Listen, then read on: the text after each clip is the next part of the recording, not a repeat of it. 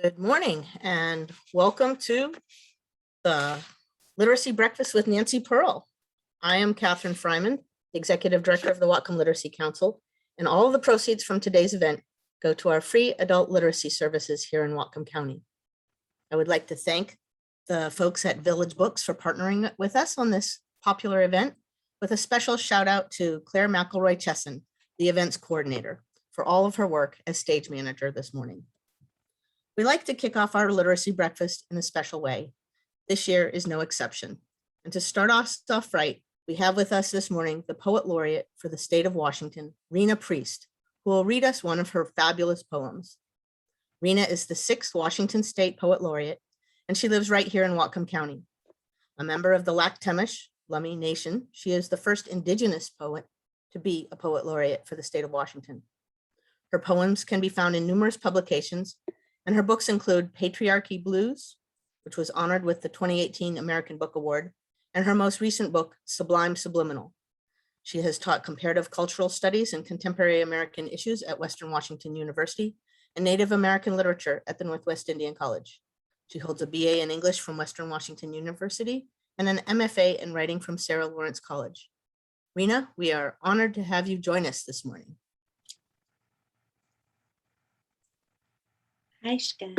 Thank you, Catherine, for that wonderful introduction.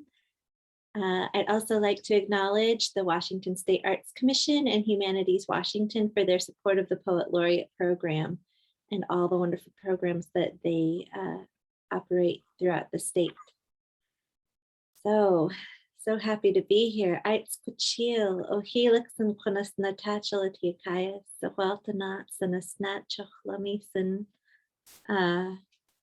I will share a poem with you this morning that I feel reflects how learning something new around language really opens up the world in ways that are unexpected and beautiful. And it just really broadens your experience of the world to have something new with language, whether it be in a new language or in literacy.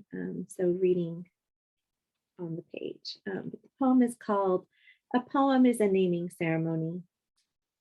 What has grown out of what has gone away? The clear-cut patch has grown larger on the mountain. The rivers have grown murky with timber trash, and there's enough runoff manure to grow corn out there on the tide flats. I don't want to think about what has gone away.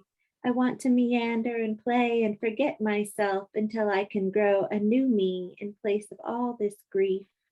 Learn the language to see the cottonwood as Quayalich each, the dancing tree. The killer whales as Quahomichin, our relatives under the sea. The whole glorious landscape filled with meaning to end my grieving. When I was young, I was invited to learn Qunuchkin, the people's language. But I said no, I didn't understand. I thought I wanted to learn how to be rich. I didn't know the only way to possess all the wealth of the world is by naming it. Here is bird song, here is the kiss of a lover, here is the feel of cold water at the peak of summer. I have spent my life with words trying to name a hint of what I lost by not learning my language. Estitumsin, tutatissin, estitumsin. So the last 3 words of the poem, estitumsin, tutatissin, estitumsin, mean I'm doing my best, I'm still learning, I'm doing my best. And as an adult learner of my tribal language, I think that I encounter the feeling like the difficulties and the excitement that comes along with learning something new. And I think that what you do with the Whatcom Literacy Council is bring that to people. And I'm really honored and pleased to be able to be here and support this work in this small way this morning. Also, I'd like to mention that this poem is available in this beautiful collection put out by Empty Bowl Press. It's the Madrona Project, Volume 2, Number 1, and it's edited by Holly Hughes, who is an incredible Washington State poet. And the collection itself, it's called Keep a Green Bough, Voices from the Heart of Cascadia. And it features all women writers and essayists and poets. And the idea is the keep a green bough comes from a Chinese proverb that says, keep a green bough in your heart and the songbirds will come to sing, which I love. And so I hope you'll pick up this collection available from Empty Bowl Press and for sale through Village Books. And thank you so much. Thank you, Rena. That was lovely. And we are so honored to have you start us off this morning. Thank you so much. If you want to hear more of Rena's poetry, please check the website for Humanities Washington for a full calendar of her speaking events. So next, each year we have in our program an award for someone who has helped our organization in a significant way. This year's Friend of Literacy Award goes to a special person, Isabel Meeker, who is the Executive Director of Family Engagement with the Bellingham School District. Isabel has worked with the Whatcom Literacy Council for many years now, helping us meet the needs of local parents. Most notably, we've worked with her to offer classes for English learner parents at Shuckson Middle School, parents who requested a basic computer skills class. And so each year we've taught this 8-week class, beginning with turning on the laptop and setting up emails, finishing up with final presentations in PowerPoint, which has just been amazing. Isabel has found refurbished laptops each year that we were able to give to the parents who completed this class. And it's just been a wonderful collaboration because students who have parents who are engaged in learning do better academically and socially. So this type of partnership is a win-win for everyone. We'd like to thank Isabel for her work over the years, collaborating with the Whatcom Literacy Council to meet the needs of the community. Isabel, do you have any words? Of course, I have to say thank you. I wanted to say thank you. I'm receiving this award, but it's a team that works to put this together, starting with the Whatcom Literacy Council. There is no way that we can do this for our parents and our community without you guys. So it's a collaboration with the Whatcom Literacy Council, the Technology Department, the Family Engagement Department, the BEATS program that is at Shuckson help us with the childcare. So it's a whole village to make it happen. But I remember back in the days when I started about over 10 years ago, working with parents. And when I first heard about the Whatcom Literacy Council was a parent that actually came from Mexico, and she was trying to explain to me that she has this person that was helping her to learn English, and it was helping her, that she's going to be helping her get her citizenship exam passed. And I was just impressed with just that. Then all these years I've been incredibly impressed with what the Whatcom Literacy Council does in our community. So I wanted to say thank you to the Whatcom Literacy Council for all the support that we get, for the believing in our parents, and for being partners on creating a better future for our kids and for our parents and for our community. So thank you so much.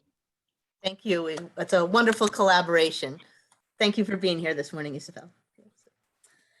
Okay, next we take this opportunity to give you a peek of the programs we offer at the Whatcom Literacy Council. As you know, we train and support over 100 volunteers each year to help us with one-to-one tutoring and small group classes. We also provide volunteers to help out in classes at Whatcom Community College and Bellingham Technical College so that their students can be more successful in their studies. Today, one of our staff, Gloria Garcia, will tell you about our work offering small group classes. Gloria?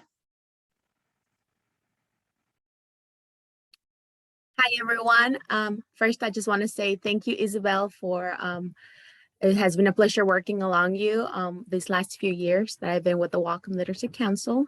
And thank you, everyone, for being here today. I am happy to talk to you today about our small group classes and what they look like during this COVID times. First, I want to say that we offer classes in our response to a community need. And sometimes we partner with organizations who want to offer classes to their employees and their members. This can be focused on English, GED, citizenship, and computer skills classes. All of our classes are led by trained volunteers and sometimes by the coordinator for 8 weeks in the fall, winter, spring, and summer. We offer public classes, we offer workplace literacy classes, and we offer classes in partnership with different school districts. Our public classes are at a public location and they are drop-in locations. Locations include the Bellingham Whatcom County Library, the Sikh Temple, churches, and Sterling Meadows. Our workplace literacy classes are intended for employees of that place. And we have worked with places like Axiom Construction and Consulting and Kurt Mayberry Farms, both in Linden. These classes are usually not public as they take place on a company property. And finally, we offer classes in partnership with our school districts. Those school districts have included Bellingham School District. Again, thank you, Isabel. We've offered classes at Everson School District and the Blaine School District for parents of that district. And the neat thing about having classes at a school is that it's a safe hub for parents. And sometimes parents even walk to those classes because they are nearby and they live nearby as well. You know, and now during COVID, in the last year, we had to learn how to switch a lot of our programming to an online format via Zoom. So we have been offering classes via Zoom, at least 4 to 5 classes per quarter. And this has been very well received by a lot of our learners. We have been able to reach out to learners who live in rural areas who otherwise would not have been able to attend a class in person. So now learners are joining our classes from the comfort of their home, their cars, right after work. They use their phones, their laptops, their tablets to have access to a lot of our program online. And although we cannot wait to go back to business as usual, I am very excited that we still get to offer our program even during COVID times, and that it has been very well received by learners in Whatcom County. And I also want to add that we could not have been able to do any of this work without your support, without your donations. So thank you so much for being here today, supporting our organization and the work we do in the community. Thank you so much, Gloria. We truly appreciate all the good work you do for the Whatcom Literacy Council. Despite all the challenges we saw in 2020, including the need to have staff work from home and requiring that we offer only online services, as Gloria mentioned, we want you to know that we are still here and providing the same effective, high-quality literacy programs that we have run since 1983. With amazing staff and strong leadership from our board of directors, we run a tight ship with best practices of governance and financial oversight. We honor the goals of each learner and empower them to gain the skills that help them communicate with their children's teachers, get better jobs, and engage with their neighbors for a safer and healthier community. If you have not already done so, we hope you can make a donation to our work at the end of this program. So now is the time everyone has been waiting for. Nancy Pearl. Nancy Pearl is a best-selling author, librarian, literary critic, and the former executive director of the Washington Center for the Book at the Seattle Public Library. She has received numerous honors over the years, most recently the National Book Foundation's 2021 Literarian Award. This award is traditionally presented to an individual for a lifetime of achievement, expanding the audience for books and reading. Congratulations, Nancy. Thank you, Catherine. We truly appreciate your ongoing support of the Whatcom Literacy Council, and she joins us today to promote reading as one of the most beneficial and joyful experiences anyone can have. Please note, everyone, that the titles that Nancy will be recommending are all available through our favorite local bookstore, Village Books. Take it away, Nancy. Well, I'm so happy to hear, Catherine, that you run a tight ship. I loved that. And of course you do. Doing Whatcom Literacy, the breakfast every year is one of my absolutely favorite things to do. I know we were all hoping it would be in person this year. I know I certainly was. I love coming up to Bellingham and seeing old friends and meeting new people who come to the breakfast. You know, I've been doing these breakfasts since at least 2008. It's fun for me to go back and see what books I talked about way back then. Let me see. All these books are available, as Catherine said, at Village Books. And, you know, I look at the list, you know, I get a note from Catherine, can you send us the list that you're going to talk about? And I sit down and I assemble a list. And really, I have to say it's without much, you know, I don't figure things out. I just do the books that I've recently or been enjoying, or that I've been thinking about, that I read a while ago and would like to kind of get people reading those books again. And then I look at the list afterwards, and it somehow always seems to make some kind of internal sense. So I think what characterizes the list this year are especially two nonfiction books that kind of look at America's past and play with our assumptions about America's past. And then on this list as well are some just wonderful women characters, characters that you will never, ever forget, I don't think, and two wonderful male characters as well. So the list that I'm going to talk about is going to be in a slightly different order, I'm afraid, from the list that Catherine sent out. So just page back and forth on that list. My husband had shoulder replacement surgery yesterday, so we were at the hospital the whole day, and then I had to take care of him last night because they did it as an outpatient. Weird. Okay, first book on the list, Kendra Atleywork's Miracle Country. Oh my gosh. You know, I am not a huge fan of memoirs. In fact, I call them memoirs because they're, you know, so much me. But I do love memoirs that bring in a wider picture and an important picture.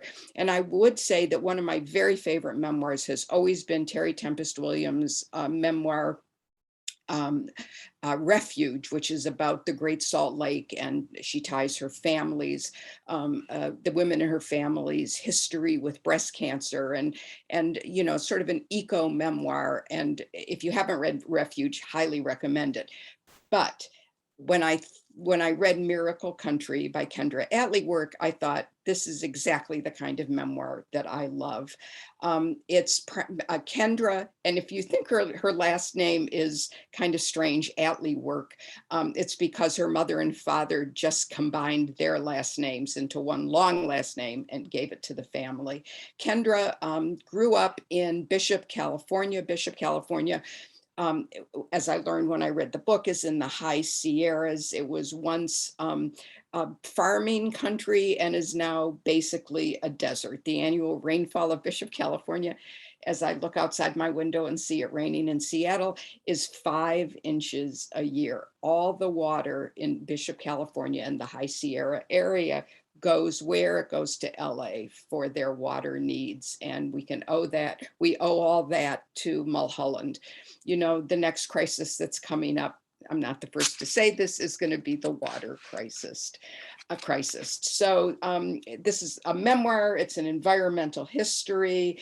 You know, it's one of those books where you'll want to go to Owens Valley, which is where Bishop is, just to see the place. And let me say that the largest city near Bishop, the largest city near Bishop is Reno, Nevada. So you have a long way to walk or to drive or to go to. The next book on the list, Having and Being Had by Eula Biss. I guess if I had to pick the best book that I read this year, and this is a book that did not come out this year, I believe it came out last year, the year before, is Having and Being Had. And I don't even remember why I picked it up, but oh my gosh, this is such an important, interesting, wonderfully written book.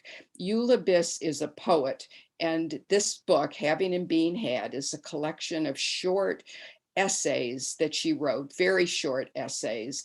It's a combination of an exploration of capitalism, of privilege, of class, of money. She started writing it because she and her husband bought a washing machine, and it was their first washing machine, and it meant they didn't have to take their clothes to a laundromat. And she started thinking about what that meant. Eula Biss and her husband are both adjunct professors at universities in Chicago. You know, it's nonfiction. It's these essays about these really important subjects, really important topics, but it's written by a poet. And so there is something on nearly every page that I underlined because of the way she said it, or because it was a new idea to me. And here's an example. In this essay, she's talking to an economist, and she's asking him to explain, you know, what is capitalism?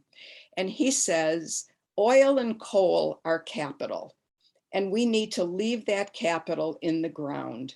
We should not mine it, sell it, buy it, or burn it, but people already own it. The last time we walked away from an accumulation of capital this significant was emancipation. Now, that is a way of thinking about emancipation and the end of the Civil War in a way that I had never considered. And that's just one small example of what Eula Biss has given us in this terrific, terrific book. The next book is by Brian Burrow and two other writers. And this is one of those books that's out of order. It's called Forget the Alamo, The Rise and Fall of an American Myth. Now, I grew up when that TV program about Davy Crockett was on television. My sister and I grew up singing that song, Davy Crockett, King of the Wild Frontier. I always felt, and even though I have a master's degree in history, it was from Oklahoma State University, and we did not cover 19th century. I did not take classes in 19th century American history, and maybe this was all, everybody already knew this. But I grew up thinking that the men at the Alamo, Jim Bowie, Davy Crockett, et cetera, were heroes, and what they were fighting for was American freedom. What we come to learn by reading this book is that all of our assumptions about those people, those men who died at the Alamo, were false. And what they were really fighting for was not American freedom, but fighting for the right of Texas to own slaves, of Texans to own slaves. And setting it in that context, let me tell you, puts a very different spin on it. It's a very, very readable book. And it's a book that, as I was reading it, I would, say to my husband, did you know this? And it was like just an amazing revelation to me. So that's Forget the Alamo, The Rise and Fall of an American Myth. Now, I'm a big mystery fan, and I have spent much of these 18 or so months of COVID reading and rereading mystery novels. There's something about, I don't like graphic violence, and I want my mystery novels to be well written. And one of the writers who fulfills both of those qualifications for me is a British writer named Edmund Crispin, who was writing during the 1950s. He has 7 or 8 books. And if you love British fiction, British mysteries especially, I think that you will adore these books. They're all in paperback. It would be fun to wrap up a little pile of them to give yourself a nice little present. The book that I would start with, there are 2 that are my absolute favorites, but I'll talk today about the novel, the mystery novel, The Moving Toy Shop. All of Edmund Crispin's books feature an English professor, an Oxford English professor of language and literature named Gervais Fenn. Now, in addition to solving the mystery, you learn a whole bunch about, there's many different quotes from poets, quotes from writers. In the moving toy shop, occasionally the author will break the fourth wall and will directly address the reader, commenting on something that Gervais Fenn is going to say.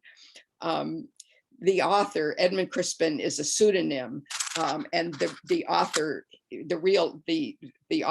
went to Oxford and was very good friends with the poet Philip Larkin, and there's one or two references to Philip Larkin in this book as well. So it's great fun to read. But here's the plot of the moving toy shop, because in a mystery, plot is very important, as you know. The plot of the moving toy shop is that a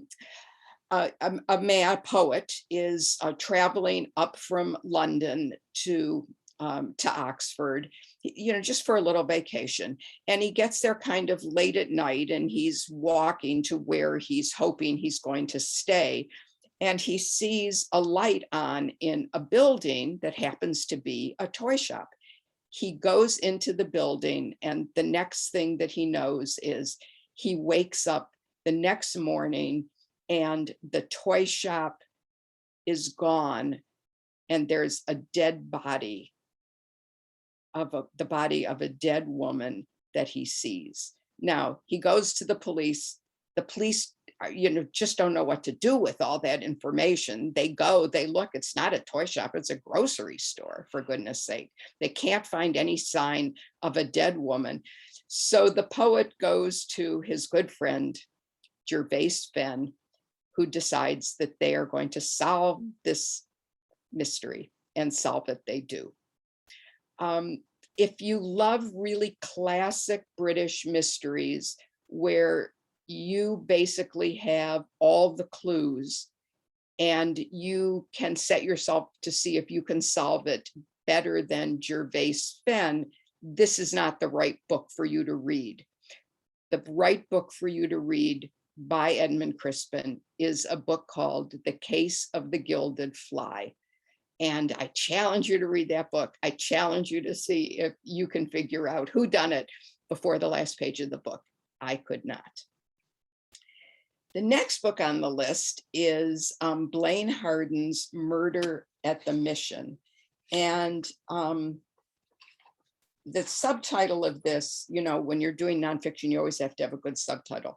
The subtitle of this is Murder at the Mission, A Frontier Killing, Its Legacy of Lies, and the Taking of the American West. And this is the other book that debunks a great myth of that's particularly important, I think, to us in the state of Washington. When I was growing up, I read all of those orange biographies. Do you remember those? The ones that the childhood of the famous Americans, or one of the books that I read that I absolutely loved was a biography of Narcissa Whitman and her husband, Marcus Whitman. So the first time that I visited Walla Walla, I was so excited because my hosts there took me to the mission. And as many of you know, probably all of you know, when you visit there, you can actually see the ruts, the wagon wheel ruts from the covered wagons that went by there. So Marcus and Narcissa Whitman, and of course Whitman College is named after them, and the big hotel, all of that. Well, read this book, because what you will find is that Marcus and Narcissa Whitman, the myth about them was really deliberately put in place by someone who was best described as a frenemy. He was a fellow, he was somebody who was very envious of Marcus Whitman, who decided not to settle in Washington, but went down to Oregon. And he came up with this story of Marcus and Narcissa Whitman that had very little to do with the truth. Blaine Harden's a local writer, local Washington writer. If you ever get a chance to hear him speak, it's very, very, very interesting. And this is a book that is so readable and just so interesting. It's narrative history at its best. You know, we hear a lot these days about fake news. Sadly, fake news is nothing new. Really, really a good book, so don't miss that. One of my favorite kinds of books to read is our spy novels. My favorite novelist, my favorite spy novelist is John le Carré, who amazingly, there's a new book from him, even though he died a few months ago. His new book is finished by or co-written with by his son, Nick Harkaway, who is also a novelist. So I'm always looking for other great spy novels. And lo and behold, I found one this year. And I found an author whose spy novels I am going to continue to read. The author's name is Oliver Harris, and the book is called Shadow Intelligence.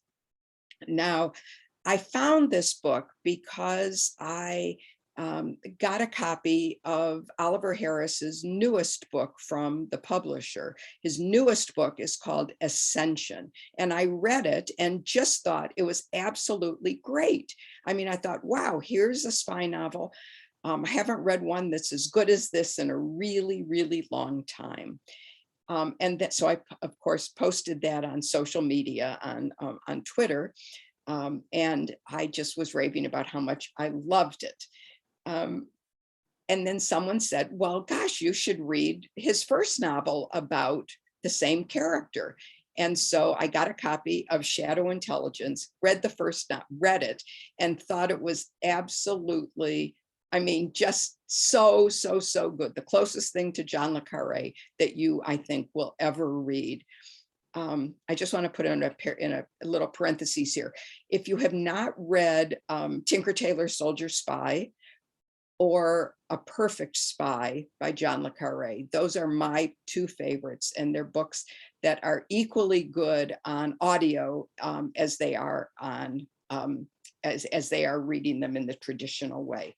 So Shadow Intelligence and Ascension both feature a man named Elliot Kane, who is part of MI6, British England's Foreign Intelligence Service.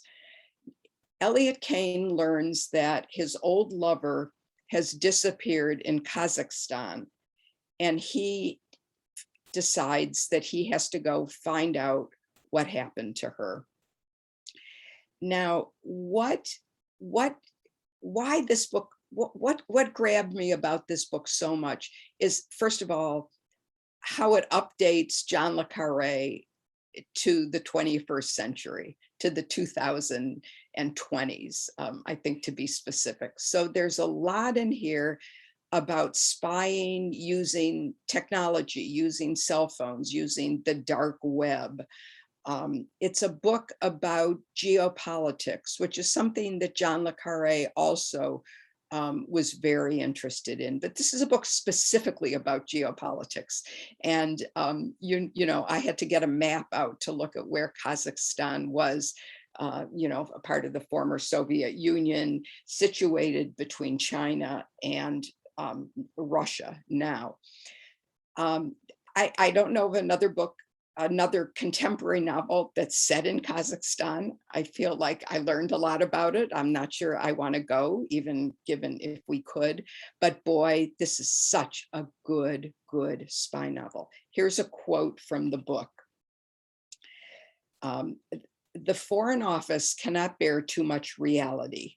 When you travel between a world of reports and the one that people die in, intelligence product becomes a dubious thing. You impose order on chaos, give other people a false sense of understanding and authority. It involves the transformation of friends and brothers into agents or targets. That was the border crossing that eventually exhausted you. Is that not good writing? I think it is. And here's another, just one sentence, the kind of sentence that you just don't think you're going to find in anything but the highest level literary novel.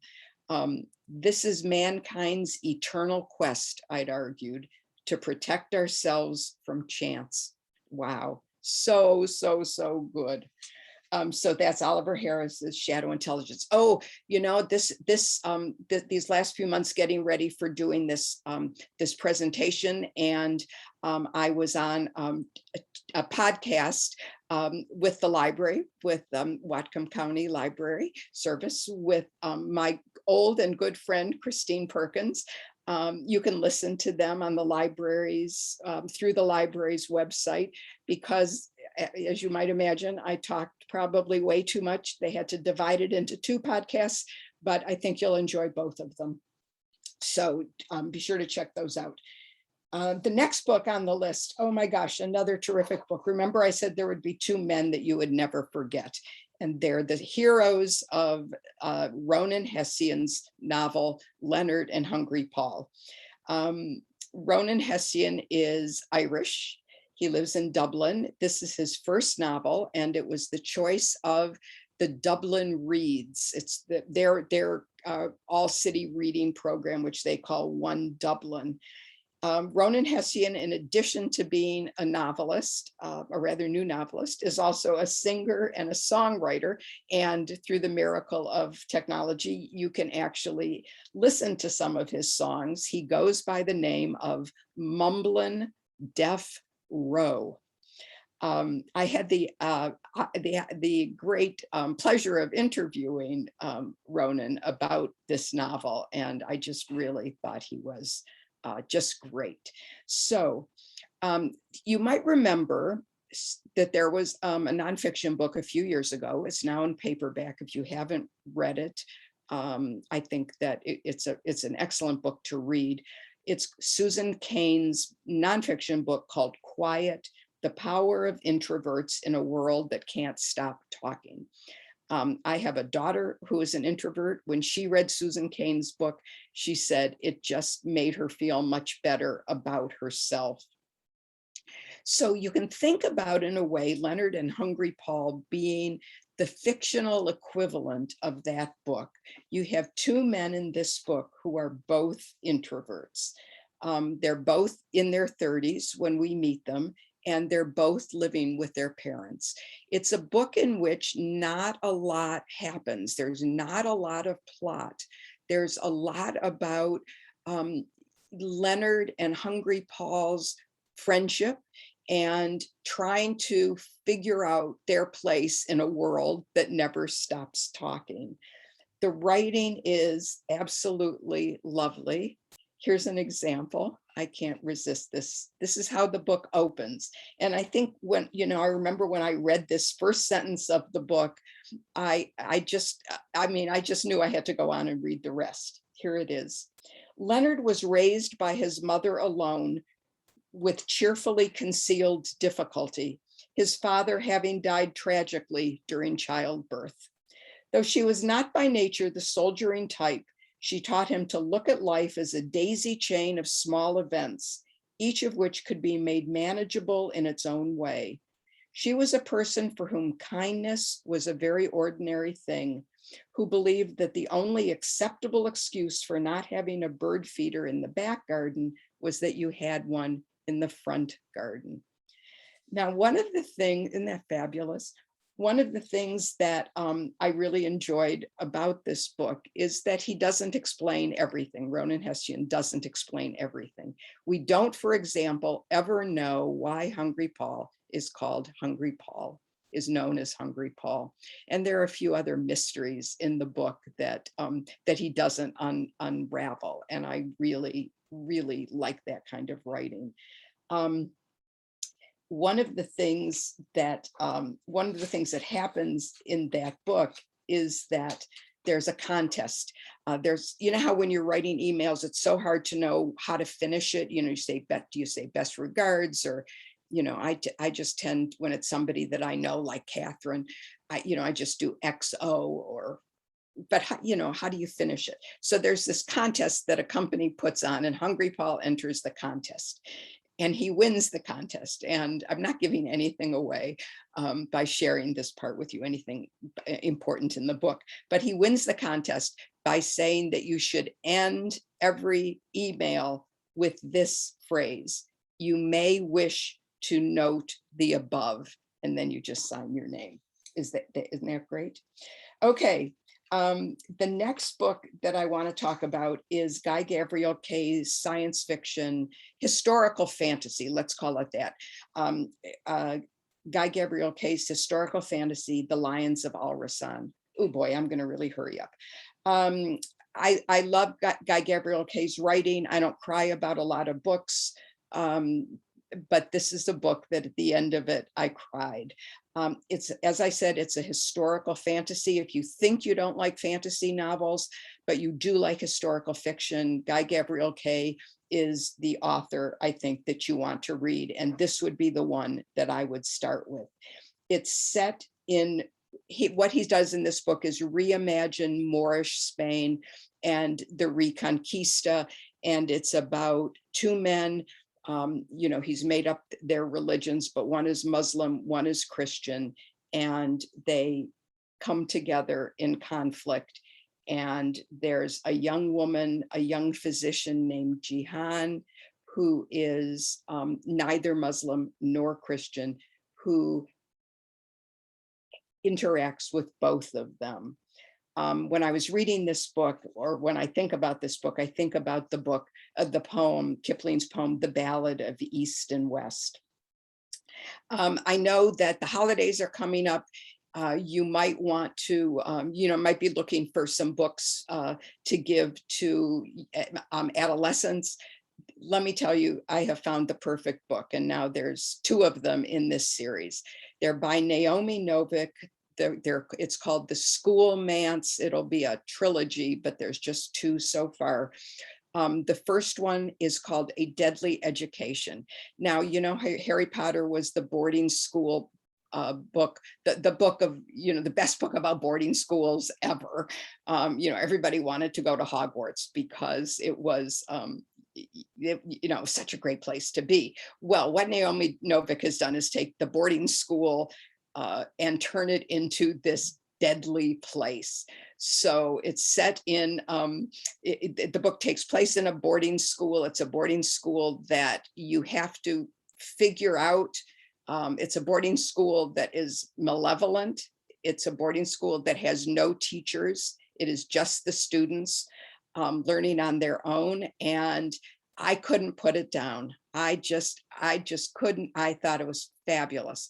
And the main character is a young woman named Galadriel. She's sent to this boarding school. She's you learn some secrets about Galadriel that she has to keep hidden from the rest of the students. And let me tell you, Naomi Novik is the kind of writer who can end a book. She can end a page turner with one sentence that will keep you on tenterhooks waiting for the sequel. And the sequel is exactly as good, just as good as A Deadly Education.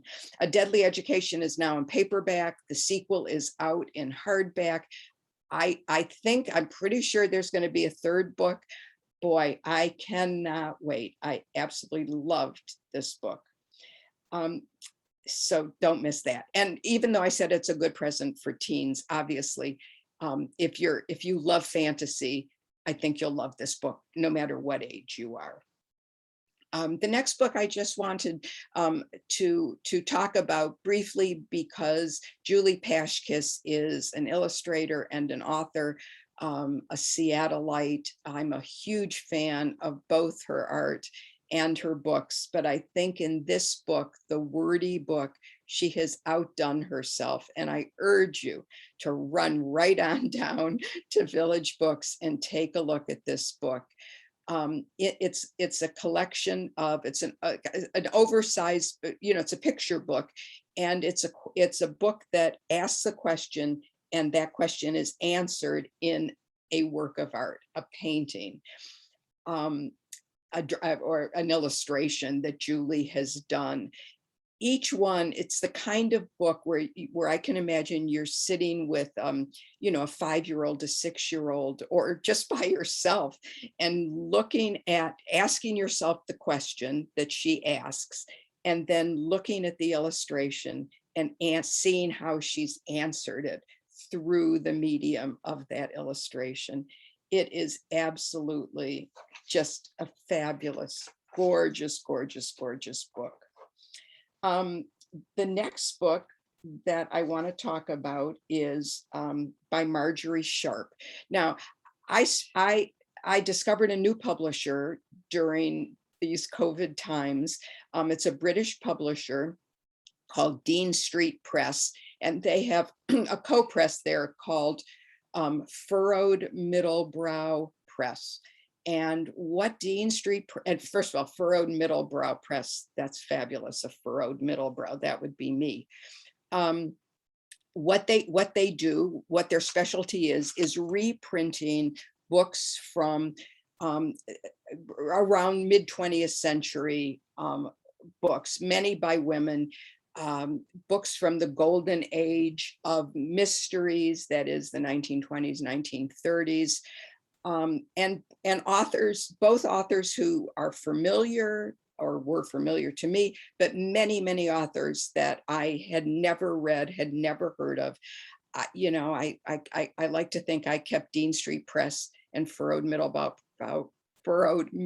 Press going because of the books that I bought from them, that they have published, that I bought. So Rhododendron Pie is by a woman named Marjorie Sharpe. That name was familiar to me because she wrote a series of children's books called, that began with The Rescuers, that was made into a movie, and that whole series. But I didn't know she wrote adult books. I thought, oh, it's just books about Miss Bianca and Bernard, the two main animal characters of The Rescuers. But it turned out that Marjorie Sharpe wrote many, many, many adult books and wrote books for adults, and Rhododendron Pie is the first one. Now, you might be familiar with her through another medium, which is film, because her book Clooney Brown was filmed. I had to watch it after I read her novel Clooney Brown, one of the books I bought. And I have to say that the movie is good, but of course the book is better. But let's go back to Rhododendron Pie. So this was her first novel, was published in 1930. It was really a social satire. And it's about a young woman named Anne, who was the only practical one in her family of bohemians. And the novel is called Rhododendron Pie because every year for the children's birthdays, the mother comes up with a different kind of a pie. You know, apple pies are not enough. So one year they had rhododendron pie, tulip pie, all these fancy pies. But Anne really would have preferred just a plain old apple pie. And she refuses to live up to her family's bohemian beliefs. And this is what happens to her when she decides that she's going to visit her sister, who has moved to London to live with a big bohemian group of her friends. Here's a quick quote from there, which I loved. Anne had never really appreciated the aesthetic value of melancholy. And she had so exquisite a sense of style that it was almost impossible for her to read with pleasure. Now, one of the other things I did, I think I mentioned this last year during COVID, is I did a bunch of jigsaw puzzles. So a big bonus for me is that there's a wonderful scene in which Anne does a jigsaw puzzle. What I loved about Marjorie Sharpe's novels is that she has a real willingness to defy expectations. Her books don't end as you think they're going to end, which I really, really appreciated. The next book is brand new, just in hardback. It was shortlisted for the Booker Prize, although it did not win. It's Maggie Shipsteads' The Great Circle. This is one of those this is one of those women that you're never going to forget.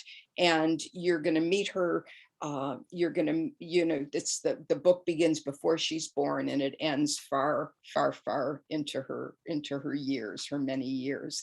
It's a book slightly based on perhaps on Amelia Earhart. It's two stories in one. It talks about two different women. One is Marion Graves, who all her life has wanted to be a daredevil pilot. She wants to, her great dream is to circumnavigate the globe by flying over the North and South poles. She was born, she is early 20th century again. So we're at a period of when Amelia Earhart was growing up. In the present, though, there's an actress who's hired to portray Marion in a film whose focus is her disappearance, Marion Graves' disappearance in Antarctica, and trying to imagine what happened to her there. The ending of this book, I talked about how Marjorie Sharpe doesn't give you often the ending that you expect. Maggie Shipstead does not give you the ending that you expect in this book either. I loved this book. Okay, I'm going to talk really fast now. Three Girls from Brownsville by Dawn Turner. This is another memoir, but it's a memoir of three. It's a memoir by one of those three girls growing up in Chicago, the south side of Chicago, in an area called Brownsville. And it's about how we end up who we are and how we determine how it's determined what happens to us in our lives, how one person of three can succeed and two cannot. Is it fate? Is it luck? This would be a really, really good book for a book group. Because I think it raises all sorts of very interesting, very, very, very interesting questions. The next book that I'm going to talk briefly about is Donnie Walton's The Final Revival of Opal and Nev, sorry. Another book I love. This is going to be on lots and lots of people's best book of the year lists. And I thought, there are a couple things about this book that I think are really great. One is the character of Opal. She's just amazing. She is African-American, growing up in Detroit. She has alopecia, so she has lost all of her hair, and she wants to be a rock and roll singer. And she becomes a rock and roll singer. And she forms this group, this duo, with this great British singer, a man, very famous guy named Nev. They're the first interracial rock duo. And they, back in the 70s, have a very, very successful career. While they're on tour, something happens and they no longer tour. Now, into that, so we have these two characters who at one time were very famous together, and now they're living their separate lives. An African-American music journalist decides that she wants to do a biography of Opal and Nev. And so the book is written as a series of interviews, not only with Opal or Nev, but they're both interviewed a lot, especially Opal, but with all the people around them as well. And so you learn about what happened, why they stopped touring together, why they're no longer a pair. And I think that Opal is again just somebody who it becomes so real to you when you're reading this book, that she just kind of remains with you, and you want to go back and look up a discography of what Opal, the music that Opal and Nev did, but of course they're made up. So the last book, I think it's the last book that I want to mention to you, is a book called Liar's Dictionary by Ely Williams. It'll be out in paperback very shortly. There are some hardback copies left still at Village Books, but they'll of course get it in paperback as well. Now, Liar's Dictionary. Don't read this book expecting a really strong plot, because there isn't really a strong plot in it. But if you are someone who loves words, if you love wordplay, if you love quirky novels, this is the book for you. It's set in the past and in the present, sort of like Opal and Nev, and the Shipstead book as well. So in 1899, there's a young man named Peter Winsworth who's working on a multi-volume dictionary. He's on the S's in that dictionary, so it's almost done. Now, for various reasons, Winsworth decides that what he's going to do is add fictitious words into the dictionary. Now, these fictitious words actually have a definition, and they are called mount weasels. And a mount weasel, it's a noun, is the phenomenon of false entries within dictionaries and works of reference. It's often used as a safeguard against copyright infringement. So if somebody, if you print a dictionary with a certain mount weasel in it, and somebody else prints the same dictionary with that same word in it, which is not really a word at all, then they've just stolen the copyright. They've just, used your book as their book. Now, in the present day, Mallory, a young woman, is an intern working at that same press, and her job is to go through the dictionary and uncover all of those mount weasels. How these two characters come, have this interplay through the words that Winsworth has made up. And Winsworth, what a great name for a character. And whether Mallory can find them and everything that's going on around them in both the past and the present, I think was absolutely a delight. This is a book that some people loved and some people really did not care for. I loved it. I think that, remember, we all read a different version of the same book, and give it a try, especially if you, as I said, love words and love quirky books. I think I went through the whole list. I hope to see you next year in Bellingham, and I hope you give generously to Whatcom Literacy, because what could be better than helping people learn to read? Thank you.